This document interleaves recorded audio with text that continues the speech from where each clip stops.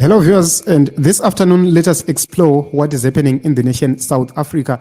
The ANC Youth League has actually admitted three key things. Number one, they have admitted that the ANC lost the 2024 elections. Number two, they admitted that they no longer have majority. They lost the majority in parliament. And number three, they actually admitted that ANC is not with the people.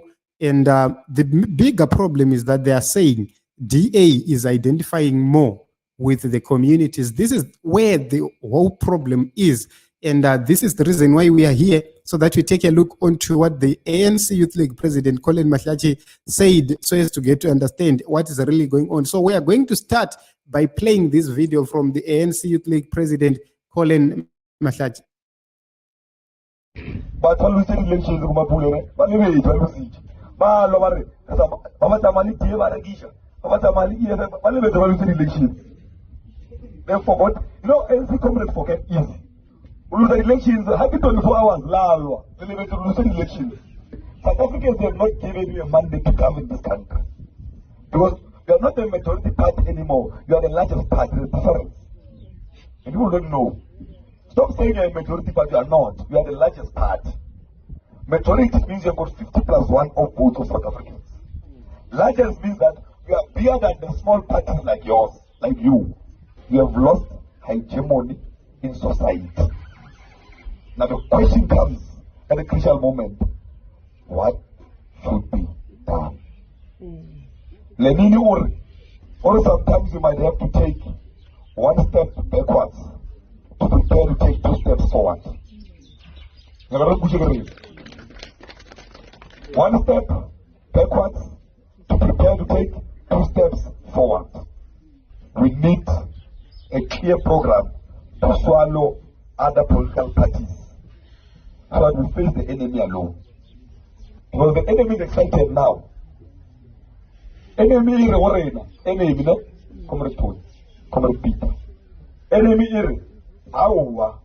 Rena vilen 12 na ya de executive arenya agere. Minority government legislature. No, you have not lost the you have lost elections. Comrades, leave that thing. Enemy. That's how you go to legislature. Yeah, it's more than a whole blagger. In a good lamola, oversight, monitor, babysitter can have a school. But I also, I don't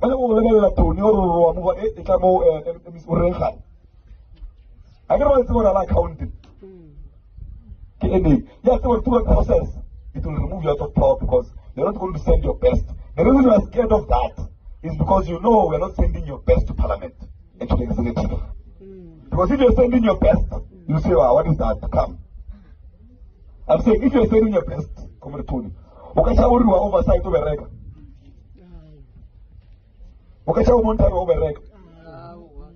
I look at the TA, and I was saying today, can I analyze in your own time? The TA, it can't take out the ANC out of power if it does not look like the ANC. Now, the TA looks like the ANC more than the ANC looks like the ANC. Now, analyze. The TA looks like society more than the ANC looks like society.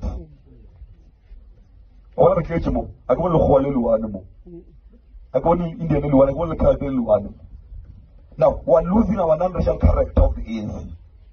And now we're starting to look like the PAC.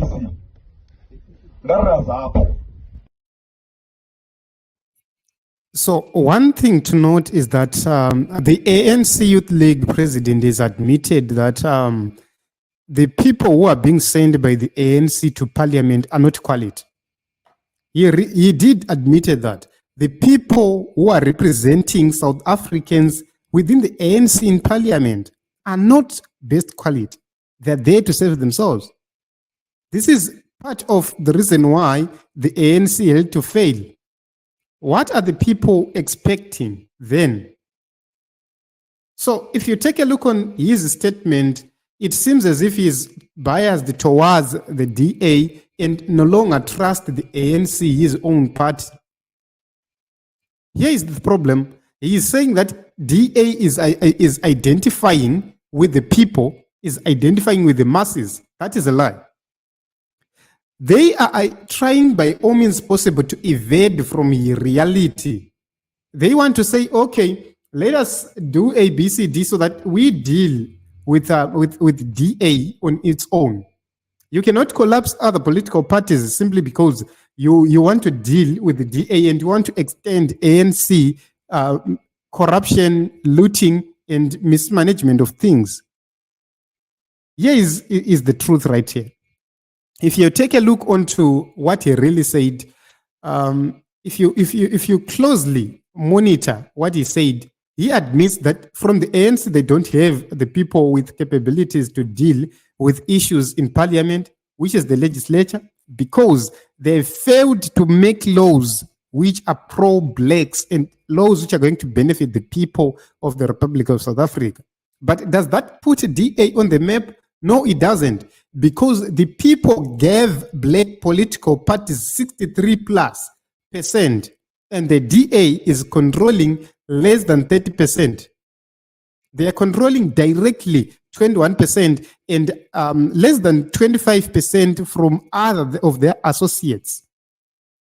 So you will say that this is a campaign, a deliberate campaign, which is being made by these young people, these young people of ANC, to try and coerce people to get into bed with the DA. They are saying, okay, as ANC, we didn't do much as expected, so we cannot deny a coalition with the DA. Let us go in bed with the DA, identify with the DA, and wait for the people, deliver services. But that will be the end of opposition, black opposition, political parties in South Africa. That will be the end of black majority rule in South Africa. That will be the end of black majority rule. Instead of these young people to find ways to unite with the MK, to find ways to unite with the EFF and other political parties which represent the interests of the blacks, they are representing the interests of just the minority and a few individuals. DA has never done anything to promote blackness. If they want to promote blackness, let them start with the issues of expropriation of land without compensation. Why can't they allow a constitutional process to deal with that issue, to put the guidelines so as to avoid the situation which happened in Zimbabwe? The problem with the Zimbabwean situation is that it was done illegally and outside the legal frameworks. It was done haphazardly, where everybody was simply running around, going to grab a farm, and there was no accountability. There was no hand over takeover. The white farmers were not allowed to take their assets at the farms. They lost almost everything. That is the problem. In South Africa, if they allow a constitutional amendment, the things which happen in Zimbabwe are not going to happen, because this is going to be done within the timelines and the frameworks of the constitution. What it means is white people are going to have land, coloreds are going to have land, blacks are going to have land. Everybody who is a South African is going to have access to land. That will be the advantage. So there is something which is inevitable. There is a revolution which is happening in Africa. That revolution cannot be stopped by bare hands. It can't be stopped by politics. It's a revolution, a people's revolution, where the people demand what belongs to them. There is nothing you will do to stop them. Remember, power dynamics are shifting. America is losing power as each day passes. UK is losing power as each day passes. Go to UK right now. Anti-British government protests are happening like never before. It's because of migrants who have been there, who have made themselves citizens there and are now in control in terms of numbers. They are now outnumbering the people, the British people there.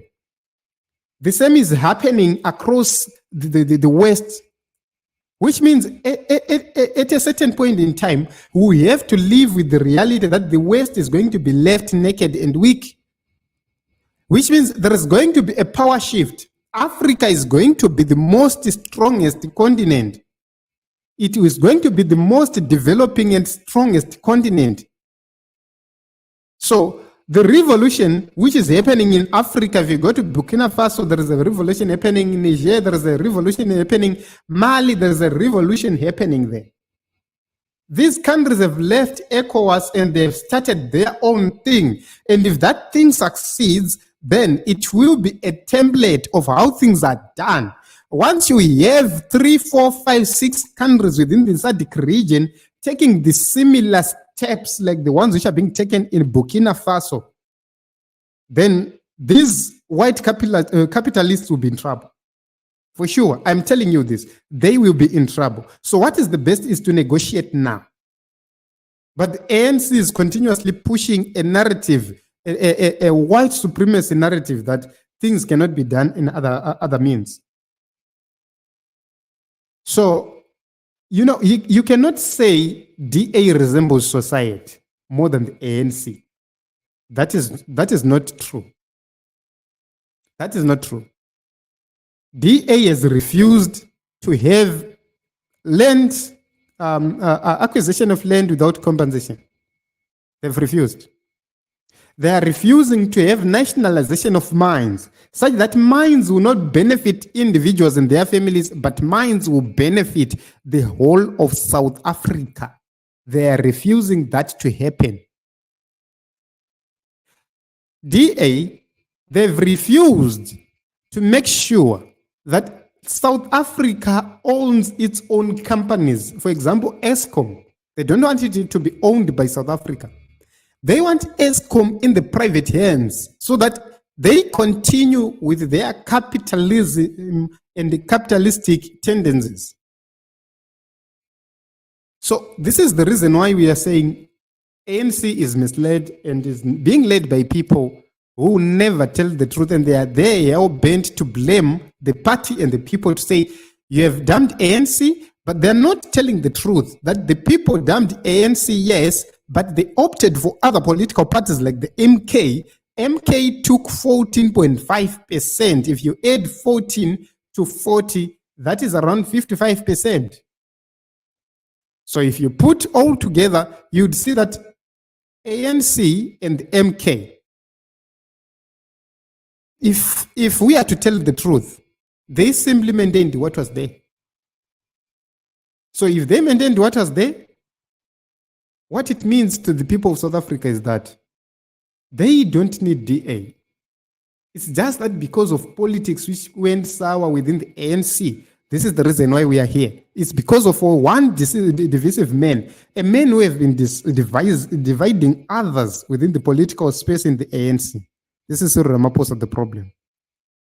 So instead of dealing with real problem, they are now trying to play dirty politics.